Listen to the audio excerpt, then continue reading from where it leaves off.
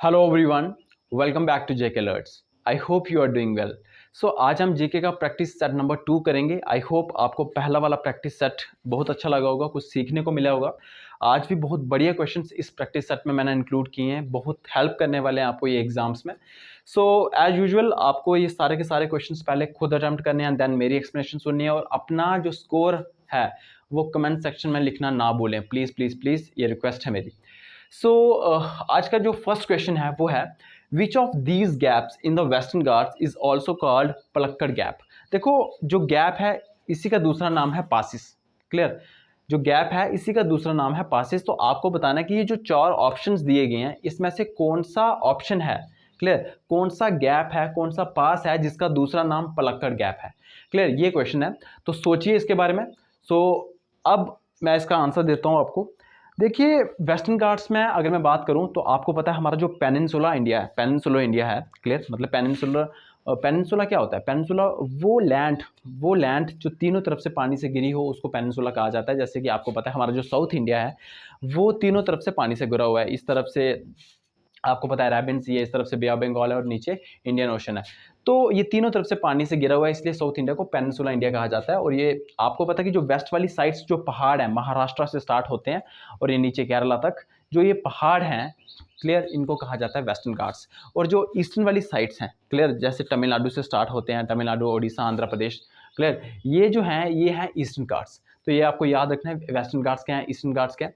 तो वेस्टर्न घाट्स में वैसे तो बड़े सारे पासिस हैं, वेस्टर्न घाट्स में बहुत सारे पासिस हैं, क्लियर। जैसे मैं आपको बताता हूँ थाल घाट भी वेस्टर्न घाट का ही पास है, क्लियर। और थाल घाट का दूसरा नाम है केसारा घाट, क्लियर। तो ये जो केसारा घाट मैंने लिखा है ये कोई दूसरा पास नहीं है, ये थाल घाट का ही दूसरा नाम है, केसारा घाट।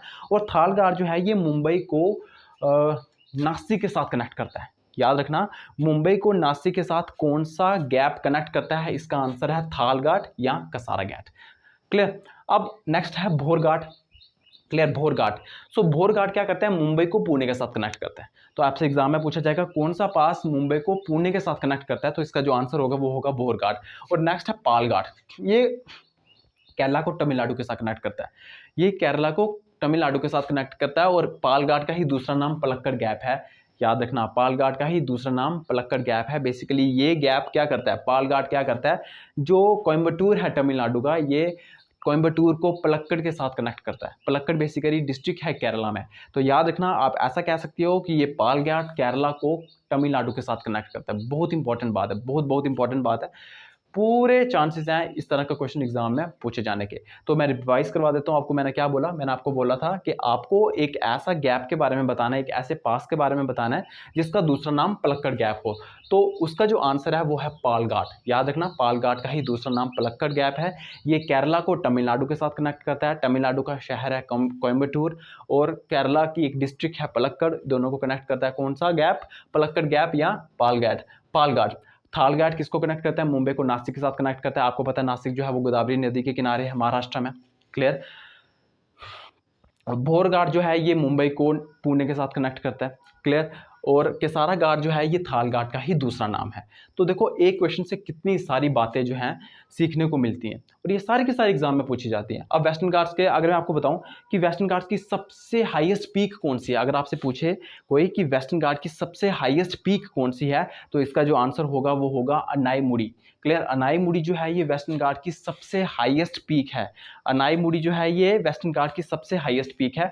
और सिर्फ वेस्टर्न घाट्स की ही नहीं, पूरे साउथ इंडिया की जो सबसे हाईएस्ट पीक है वो अनाईमुड़ी है, जो कि केरला में है, क्लियर। अब अगर आपसे पूछे कि साउथ इंडिया की या वेस्टर्न घाट्स की सेकंड हाईएस्ट पीक कौन सी है, तो इसका आंसर होगा डोडा बेटा, क्लियर। डोडा बेटा जो है ये सेकंड हाईएस्ट पीक है वेस्टर्न घाट्स की एंड पूरे साउथ इंडिया की, क्लियर। और ये डोडा बेटा भी केरला में है, क्लियर। तो ये दो बातें आपको याद रखनी है।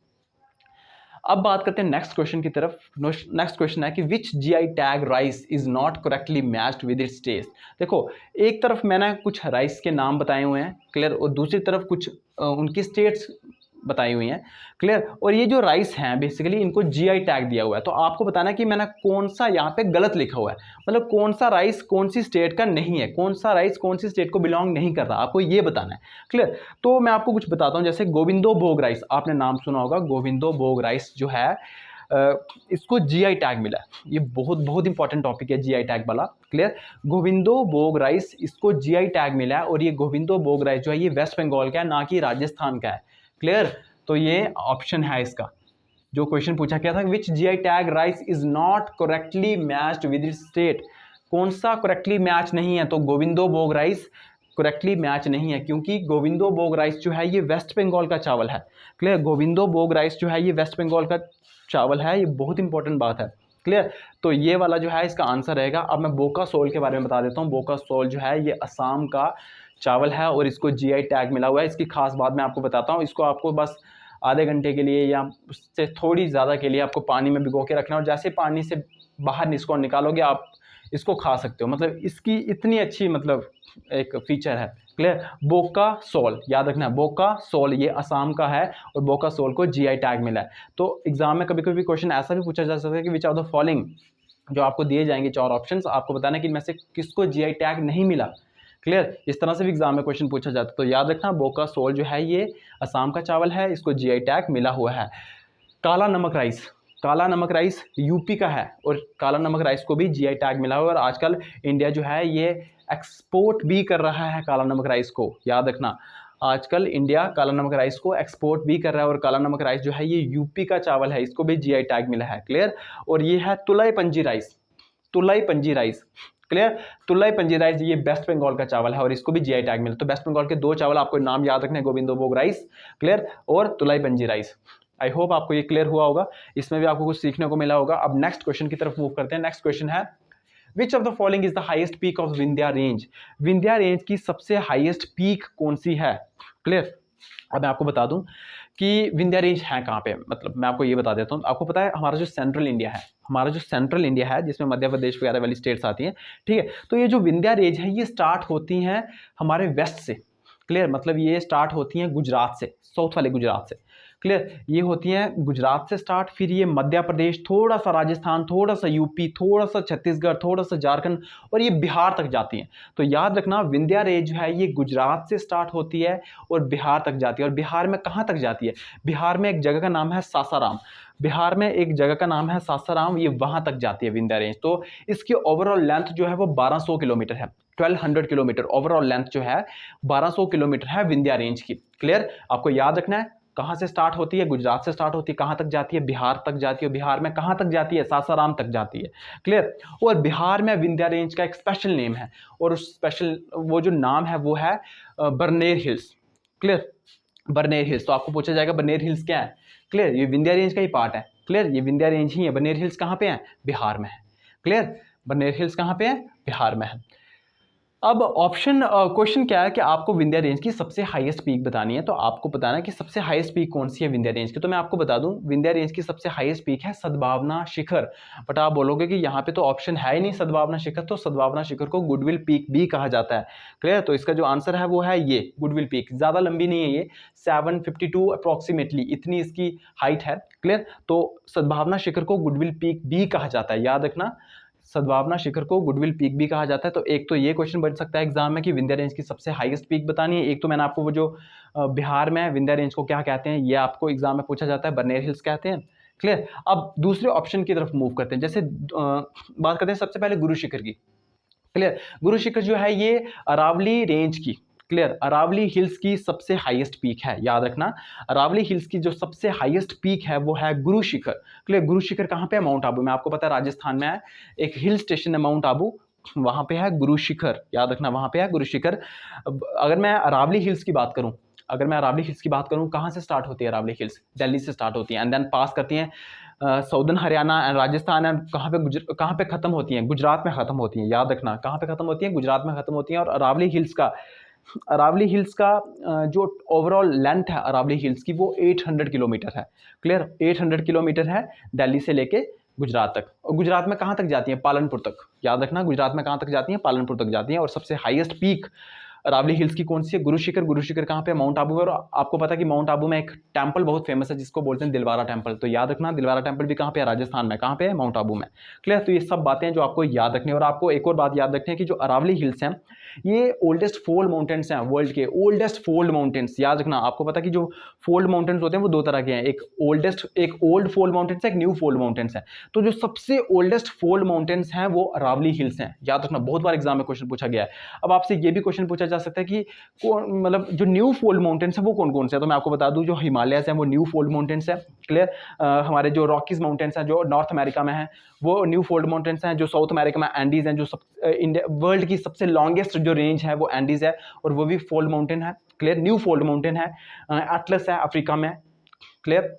एल्प्स है यूरोप में। तो ये सारे के सारे जो हैं ये न्यू फोल्ड माउंटेन्स। तो ये याद रखना आपको, न्यू फोल्ड माउंटेन्स के example Himalayas, Rockies, Andes, Alps और एटलस। एटलस कहाँ पे है? अफ्रीका में। एटलस के पहाड़ कहाँ पे है? अफ्रीका में। एल्प्स कहाँ पे है? यूरोप में। क्लियर? तो ये सारी की सारी बातें याद रखनी है। अब इसके बाद बात कर लेते हैं अनाईमुड़ी। अनाईमुड़ी जैसे मैंने आपको बता दिया, वेस्टर्न घाट की सबसे हाईएस्ट पीक अनाईमुड़ी है। और सिर्फ वेस्टर्न घाट्स की ही नहीं, पूरे के पूरे पेनिनसुला इंडिया की, पूरे के पूरे साउथ इंडिया की सबसे हाईएस्ट पीक अनाईमुड़ी ही है। कहाँ पे है? केरला में। और सबसे सेकंड हाईएस्ट पीक कौन सी है? तो वो है डोडा बेटा, जैसे मैंने आपको बताया, वो भी केरला में है। क्लियर? और अब बात करते हैं धूपगढ़ के बारे में। धूपगढ़ जो है ये हाईएस्ट पीक है सतपुरा रेंज की। हाईएस्ट पीक है सतपुरा रेंज की। मैं आपको बता देता हूँ कि ये मान लो कि ये है विंध्या रेंज। विंध्या रेंज के नीचे बहती है नर्मदा रिवर। नर्मदा रिवर के नीचे है सतपुरा रेंज और सतपुरा रेंज के नीचे बहती है तापी रिवर। क्लियर? दोबारा बोलता हूँ, सबसे पहले है विंध्या रेंज, सेंट्रल इंडिया की बात करूँ, ये है Vindhya range. Clear? Vindhya range के नीचे है नर्मदा रिवर। आपको पता है नर्मदा रिवर जो है, नर्मदा और तापी रिवर जो है ये वेस्ट फ्लोइंग रिवर्स है। तो अगर आपसे पूछा जाता है कि सबसे लंबी, सबसे बड़ी वेस्ट फ्लोइंग रिवर कौन सी है, तो इसका आंसर होगा नर्मदा रिवर। याद रखना। क्लियर? क्योंकि ये रिफ्ट वैलीज में बहती हैं। क्लियर? ये रिफ्ट वैलीज में बहती है। तो मैं आपको बताऊंगा कभी कि रिफ्ट वैलीज क्या होती है। क्लियर? अभी सिर्फ इतना याद रखें आप, ये सबसे पहले ऊपर है विंध्या रेंज, विंध्या रेंज के नीचे बहती है नर्मदा रिवर, जो कि कहाँ पे गिरती है? ये गिरती है अरेबियन सी में। याद रखना। फिर उसके नीचे है सतपुरा रेंज, सतपुरा रेंज के नीचे है तापी रिवर, जो कि कहाँ गिरती है? अरेबियन सी में गिरती है। क्लियर? तो ये आप ऐसा कह सकते हो कि जो विंध्या रेंज के साउथ में है Satpura range. Satpura range basically 7 पहाड़ों का एक सीरीज है। याद रखना, 7 पहाड़ों का एक सीरीज है। ये भी गुजरात से स्टार्ट होते हैं और ये छत्तीसगढ़ तक जाते हैं। क्लियर? गुजरात में जो हमारा सतपुरा रेंज है इसको कहा जाता है राजपीपला हिल्स। याद रखना, गुजरात में सतपुरा रेंज को कहा जाता है राजपीपला हिल्स। फिर ये गुजरात से निकल के मध्य प्रदेश में जाती है और मध्य प्रदेश में सतपुरा रेंज को कहा जाता है Mahadev hills. Clear? Mahadev hills. फिर महादेव जो हिल्स हैं दैट इज सतपुरा रेंज, फिर ये एंटर कर जाती है छत्तीसगढ़ में और छत्तीसगढ़ में सतपुरा रेंज को कहा जाता है मैकाल रेंज। क्या कहा जाता है? मैकाल रेंज या मैकाल हिल्स, कुछ भी कह सकते हो आप। क्लियर? तो ये 3 नाम है, अलग अलग नाम है, अलग अलग स्टेट में अलग अलग नाम है। तो बहुत इंपॉर्टेंट है, ये याद रखना। क्लियर? अब जो सबसे हाईएस्ट पीक है सतपुरा रेंज की वो है धूपगढ़। क्लियर? वो कहाँ पे है? धूपगढ़। और धूपगढ़ कहाँ पे है? मध्य प्रदेश में। याद रखना, धूपगढ़ कहाँ पे है? मध्य प्रदेश में। गुरु शिखर कहाँ पे है? राजस्थान में। Clear? Goodwill peak that is सद्भावना शिखर कहाँ पे है? ये भी मध्य प्रदेश में है। क्लियर? तो ये इंपॉर्टेंट बातें जो आपको याद रखनी ही रखनी है। अब मैं ईस्टर्न घाट्स के बारे में आपको बता देता हूँ। ईस्टर्न घाट्स जो हैं, अगर ईस्टर्न घाट की सबसे हाईएस्ट पीक आपसे पूछी जाती है तो वो है अरमाकोंडा, आंध्र प्रदेश में है। याद रखना, ईस्टर्न घाट की सबसे हाईएस्ट पीक जो है वो है अरमाकोंडा। याद रखना, जो कि आंध्र प्रदेश में है। क्लियर? अब हमारा नेक्स्ट क्वेश्चन है कि which of the following is और not an ex situ conservation method. आपको बताना कि इनमें से कौन सा एक्स सितु कंजर्वेशन मेथड नहीं है। तो मैं आपको बता देता हूं कि कंजर्वेशन के, वाइल्ड लाइफ को कंजर्व करने के 2 तरीके होते हैं, that is in situ conservation and ex situ conservation. Clear? Wildlife को कंजर्व करने के 2 तरीके होते हैं, that is in situ conservation, in situ SITU, in situ conservation and ex situ conservation. अब इन सितु कंजर्वेशन क्या होती है? अगर हम किसी भी एनिमल को या प्लांट को उन्हीं के नेचुरल हैबिटेट में कंजर्व करके रखते हैं तो इस तरह की कंजर्वेशन को इन सितु कंजर्वेशन कहा जाता है। बट अगर हम किसी भी एनिमल को या प्लांट को उनके नेचुरल हैबिटेट में कंजर्व करके ना रखें बल्कि कहीं और कंजर्व करके रखें तो ऐसी कंजर्वेशन को एक्स सितु कंजर्वेशन कहा जाता है। जैसे मैं आपको एग्जांपल देता हूं, जैसे आपने जू सुना होगा, आप जाते हैं मांडा जू, आपको पता है जम्मू में है। क्लियर? तो वो एक एक्स सितु कंजर्वेशन का मेथड है। क्लियर? क्यों? क्योंकि जो वहाँ पे एनिमल्स हैं वो उनका जो नेचुरल हैबिटेट था वो नहीं था, वो कहीं से उठा के वहाँ पे रखे गए हैं। क्लियर? तो जब भी इस तरह की कंजर्वेशन होती है तो उसको हम एक्स सितु कंजर्वेशन कहते हैं। और इन सितु कंजर्वेशन होती है जब हम उन्हीं के नेचुरल हैबिटेट में, ठीक है। अगर हम उन्हीं के नेचुरल हैबिटेट में उनको बचा के रखें, उनको कंजर्व करके रखें, तो इस तरह की कंजर्वेशन को इन सितु कंजर्वेशन कहा जाता है। क्लियर। तो इन सितु कंजर्वेशन में जैसे नेशनल पार्क किस तरह की कंजर्वेशन है? क्लियर, क्योंकि नेशनल पार्क्स में हम एनिमल्स, वाइल्ड लाइफ को बचा के रखते हैं, तो ये एक इन सितु कंजर्वेशन है। वाइल्ड लाइफ सेंचुरीज ये एक इन सितु कंजर्वेशन है। बायोस्फीयर रिजर्व ये इन सितु कंजर्वेशन है। बट अगर मैं इनकी बात करूं एक्स सितु कंजर्वेशन की, तो जू, बोटानिकल गार्डन्स, ठीक है, gene bank, seed bank, aquarium वगैरह, ये क्या है? एक्स सितु कंजर्वेशन है, जहां पे इनमें जो भी एनिमल्स या प्लांट्स रहते हैं वो उनका नेचुरल हैबिटेट नहीं है। क्लियर, वो कहीं से उठा के वहां पे रखे गए हैं, उनको वहां पे बचा के रखा जा रहा है। क्लियर। तो अब आप मजे से इस क्वेश्चन को सॉल्व कर पाएंगे अब कि कौन सा एक्स सितु कंजर्वेशन मेथड नहीं है। तो सामने मैंने आपको बताया जो नेशनल पार्क सेटअप करना, यहाँ पे setting up in national park लिखा है मैंने, ये इन सितु कंजर्वेशन है, तो ये एक्स सितु कंजर्वेशन नहीं हो सकता। ठीक है, तो ये एक्स सितु कंजर्वेशन नहीं है, तो याद रखना ये इसका आंसर है। क्लियर। क्वेश्चन था कि इनमें से कौन सा एक्स सितु कंजर्वेशन का मेथड नहीं है, तो ये भी एक्स सितु का मेथड है, ये भी है, ये भी है। इनको पढ़ने की जरूरत नहीं, क्योंकि मुझे नेशनल पार्क वाला सामने दिख गया, तो मैंने यही टिक लगा दिया। क्लियर, आप पढ़ सकते हैं। नेक्स्ट क्वेश्चन है कि what is the right chronology of the research station of India in Antarctica. अब आपको पता है अंटार्कटिका बर्फ ही बर्फ, सिर्फ बर्फ ही बर्फ, वहाँ पे तो पॉसिबल नहीं है लाइफ। ठीक है, बट हमारे कुछ रिसर्च सेंटर्स हैं वहाँ पे, मतलब साइंटिस्ट जाते हैं वहाँ पे रिसर्च वगैरह करने के लिए। क्लियर, तो वहाँ पे हमारे कुछ रिसर्च सेंटर हैं। क्लियर, तो ये 3 रिसर्च सेंटर्स हैं हमारे, भारती, मैत्री और दक्षिण गंगोत्री। आपको इनको क्रोनोलॉजी ऑर्डर में लिखना है, मतलब सबसे पहले कौन सा बना, कौन सा रिसर्च सेंटर सबसे पहले बना, कौन सा दूसरे नंबर पे बना, कौन सा तीसरे नंबर पे बना, ये आपको बताना है। क्लियर। तो मैं आपको बता दूं, दक्षिण गंगोत्री सबसे पहला रिसर्च सेंटर था इंडिया का अंटार्कटिका में। क्लियर, तो ये पहला नंबर पे आएगा। मैत्री सेकेंड नंबर पे आएगा। मैत्री जो है ये दूसरा रिसर्च स्टेशन था इंडिया का अंटार्कटिका में। क्लियर, और भारती जो है ये तीसरा है। क्लियर, तो इनका जो ऑर्डर है, क्रोनोलॉजिकल ऑर्डर है, वो है दक्षिण गंगोत्री, मैत्री एंड भारती। क्लियर, तो आई होप आपको समझ आया होगा। अब नेक्स्ट क्वेश्चन है कि तेमी टी गार्डन, अगर किसी वर्ड को प्रोनाउंस करते करते मतलब मैं कुछ गलत बोल दूं तो आई एम सॉरी। क्लियर। सो तेमी टी गार्डन एस्टैब्लिश्ड इन 1969। देखो, एक तेमी टी गार्डन है, ये कहाँ पे एस्टैब्लिश्ड हुआ, ये आपको बताना है कौन से स्टेट में एस्टैब्लिश्ड हुआ है, ये मतलब कहाँ पे है, ये आपको ये बताना है। तो ये एस्टैब्लिश हुआ था 1969 में, तो आपको ये बताना है कि कौन सी स्टेट में ये है। तो ऑप्शंस हैं असम, सिक्किम, वेस्ट बंगाल, मणिपुर। ये एक एग्जाम में क्वेश्चन पूछा गया है, इसलिए मैंने यहाँ पे डाला हुआ है। सो तेमी टी गार्डन जो है ये सिक्किम में है, याद रखना।